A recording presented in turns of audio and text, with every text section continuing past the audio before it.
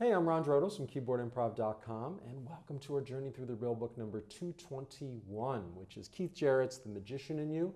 And like all the other piano lessons in this series, going through the real book, this is designed to help us learn jazz standards from a place of understanding the historical context, the musical context, some cultural contexts, so that we can then play the tune, not just as notes on the page, but see where they're coming from, make some speculations about maybe how they were composed or whatever, what the artist might have been thinking about, Jarrett in this case, and then make it our own from a place of understanding, so we're not just flying blindly with this stuff. So what's happening here? Well, it's early Keith Jarrett, before he formed his, quote, mature style. The Cone concert, this is in 1972 on the album Expectations. The Cone concert was still a few years away. He wasn't known for these great long improvised solo piano concerts yet. He wasn't a legend. He just left Miles Davis's group, so very high profile, along with Chick Corea and Herbie Hancock.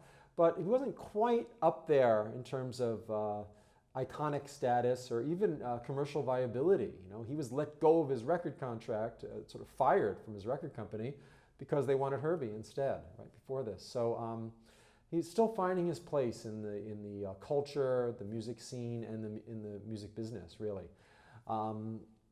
His Standards Quartet was still over a decade away. So he's finding his way. And like most, if not all of the, well, not all, but a lot of jazz musicians at this time, especially Jarrett, Herbie and Chick, like I mentioned, Jarrett was experimenting with some rock feel too, maybe going in the fusion direction. And this is a rock song. It's a medium tempo rock song. It starts out with this vamp with a B flat minor 7 rather, over E flat, which makes an E flat 9 sus chord. It's a very evocative sound.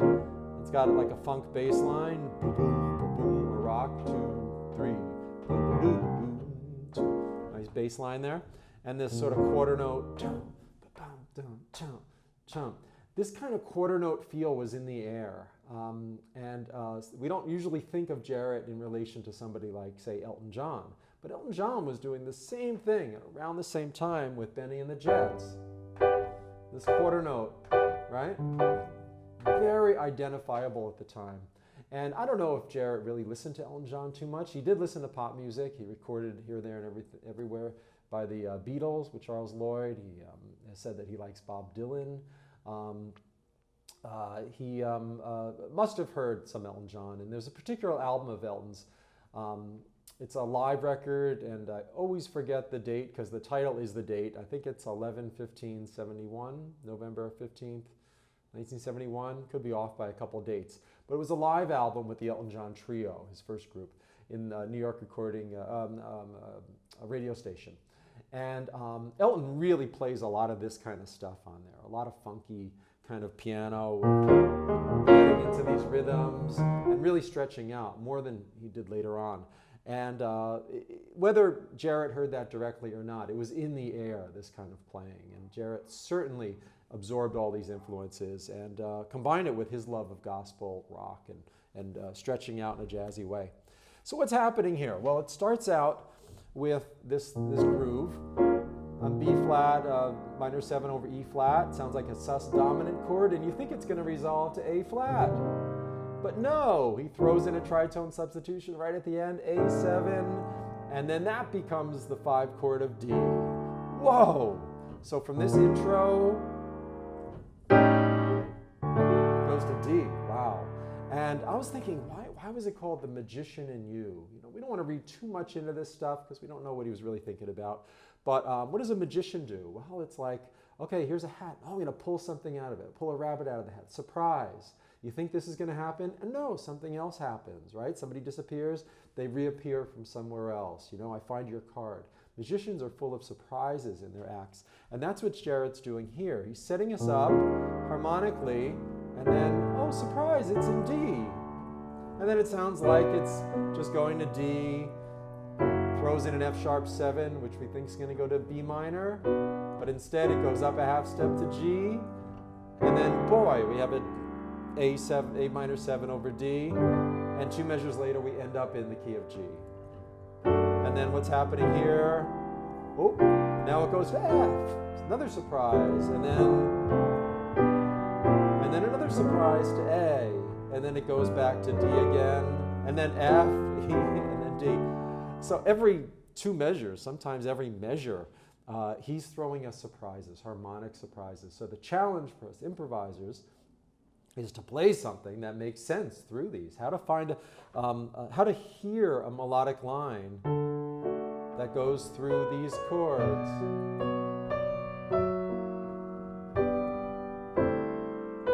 So this is how we can practice it.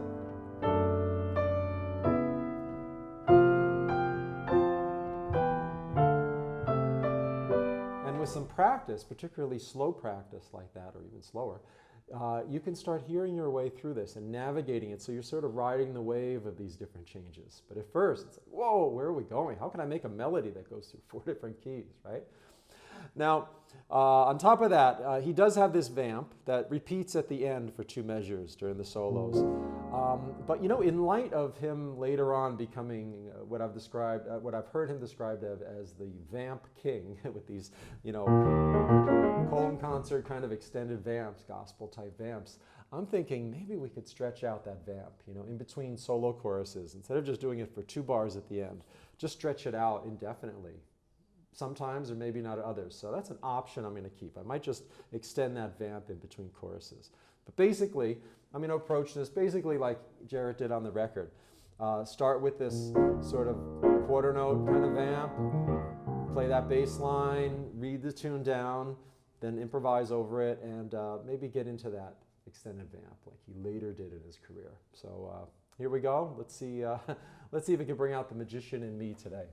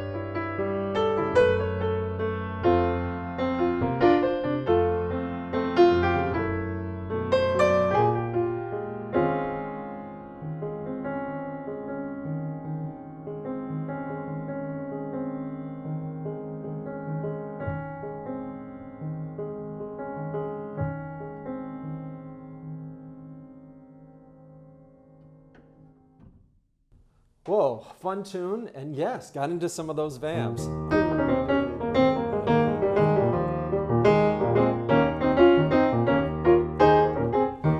lot of fun, and again, you know, this was an early tune, but we can bring in some stuff either of our own or things that Jarrett got into later in his career. Another way to look at it is that sort of the seed of his later extended vamps might have been contained right here. So good stuff any way we look at it. Hey, thanks for joining me here with this journey through the real book. I hope it's your journey as well, whether you're just interested in this tune or all the tunes in the real book. Thank you for joining me here and supporting what I do and helping me keep going. And if you're interested in playing piano with more joy and less stress, check out my video course at keyboardimprov.com. You'll see a link in the description below this video. And as always, enjoy the journey and let the music flow.